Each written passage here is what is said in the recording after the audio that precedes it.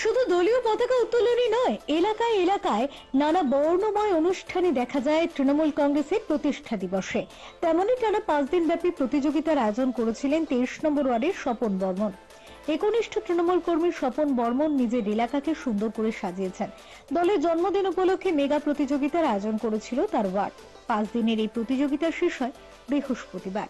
বহু দূর দূরান্ত থেকে অসংখ্য প্রতিযোগী অংশ নেয় স্বপন বর্মনের উদ্যোগে বিভিন্ন প্রতিযোগিতায়, যা দেখে স্বাভাবিকভাবেই উচ্ছ্বসিত আয়োজক স্বপন বর্মন নিজেও। পুরস্কার বিতরণী অনুষ্ঠানে 23 নম্বর ওয়ার্ডে বসেছিল চাঁদের হাট। ছিলেন ক্রীড়া সংগঠক বাবুন বন্দ্যোপাধ্যায়, বিধায়ক অতীন ঘোষ, বৈশানর চট্টোপাধ্যায়, সঞ্জয় বক্সি, অমিত বক্সি সহ অন্যান্য বিশিষ্ট জনেরা।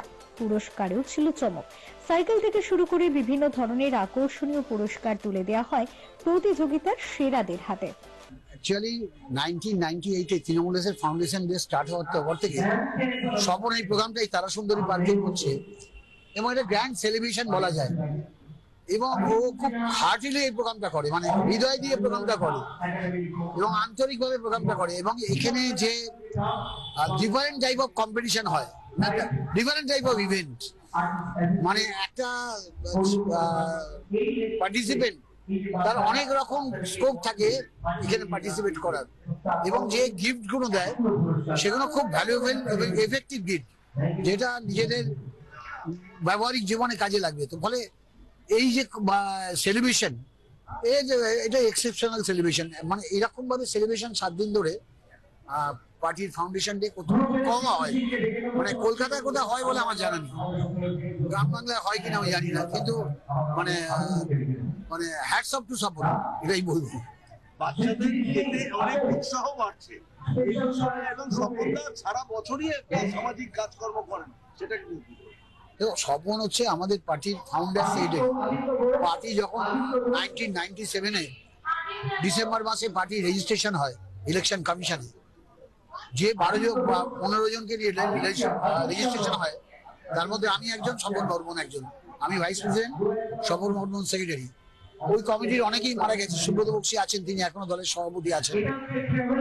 তো স্বপন চিরকালই মানে হার্ডকোর পার্টি ওয়ার্কার, এবং পার্টিতে ওর খুব অনেক কন্ট্রিবিউশন আছে। তৃণমূল কংগ্রেসের ফাউন্ডেশনে ওর অনেক কন্ট্রিবিউশন আছে, কিন্তু ওর যে রিটার্নটা পাওয়া উচিত ছিল সেটা ও স্বপন পায়নি। এটা আমাদের সবারই, আমরা যারা স্বপনকে ভালোবাসি, এটা আমাদের একটা আক্ষেপ আছে যে স্বপনের যে জায়গায় যাওয়া উচিত ছিল, যে সম্মানটা পার্টিতে পাওয়া উচিত ছিল, স্বপন হয়তো সেটা পায়নি। কিন্তু স্বপন ডোন্ট কেয়ার, স্বপন তার নিজের কাজটা করে যায় সারা বছর। এখানে বিভিন্ন সোশ্যাল ওয়ার্ক আছে। তারপর এই প্রোগ্রামটা তো নো ডাউট এর কোনো এক্সেপশনাল প্রোগ্রাম, এটা করে এবং 7 দিন ধরে যে সেলিব্রেশন করে তার কোনো লাজবাব বলে কোনো জবাব নেই বলা যায়, এটাই বলতে পারি। মানে ও এখনো মেন্টালি ইয়ং, সেই যেভাবে 98 থেকে কাজ করেছে এখনো সেভাবেই কাজ করছে। সান্তাক্লজ তো যদি থাকে তো বাংলার মুখ্যমন্ত্রী, সারা বাংলা জুড়ে যা ডেভেলপমেন্ট সবটাই তার হাতে হাতে খড়ি, তো ন্যাচারালি কিছুটা তো এফেক্ট হবেই। তারই প্রতিফলন। দীর্ঘদিন ধরে এই প্রোগ্রাম আমরা করি। আজকে 29তম ফাউন্ডেশন ডে। সবার থেকে বড় ব্যাপার, নতুন বছরে এই ছোট ছোট বাচ্চাদের মুখে হাসি, গার্জেনদের মুখে হাসি, এরপরে আর কিছু পাও না। ঠাকুর যতদিন বাঁচি ততদিন এইভাবে মানুষের পাশে দাঁড়াবো, ছোট ছোট বাচ্চাদের পাশে দাঁড়াবো, ওদের জন্য যদি কিছু করতে পারি এটাই চেষ্টা। আর সবার মঙ্গল কামনা করছি। আপনারা যারা প্রেস মিডিয়া, যারা যারা আমাদের এই প্রোগ্রামে সহযোগিতা মানে পাশে দাঁড়িয়েছেন, পুলিশের থেকে নিয়ে, ডেকোরেটর থেকে নিয়ে, সাউন্ড সিস্টেম থেকে নিয়ে, এবং দূর দূর দূরান্ত থেকে আপনারা দেখছেন কোথা থেকে এসেছেন। সেই সুদূর কল্যাণী থেকে কেউ এসেছে, ব্যান্ডেল থেকে কেউ এসেছে, চন্দননগর থেকে এসে প্রাইজ নিয়ে যাচ্ছে। কত আনন্দ বলুন, তার মায়েদের মুখে শুনছেন আপনি তাদের বক্তব্য। এটাই হচ্ছে তৃণমূল কংগ্রেস, মা, মাটি আর মানুষ। এই মানুষদের নিয়েই আমরা চলবো, এই মানুষদের সাথে থাকবো, এবং আমরা কথা কম বলবো, কাজের মাধ্যমে নিজেকে প্রতিষ্ঠিত করব। আমাদের যুব আইকন অভিষেক বন্দ্যোপাধ্যায়, দেখছেন পার্লামেন্টে দাঁড়িয়ে মানে একদম যা বলছে তুলনা হয় না।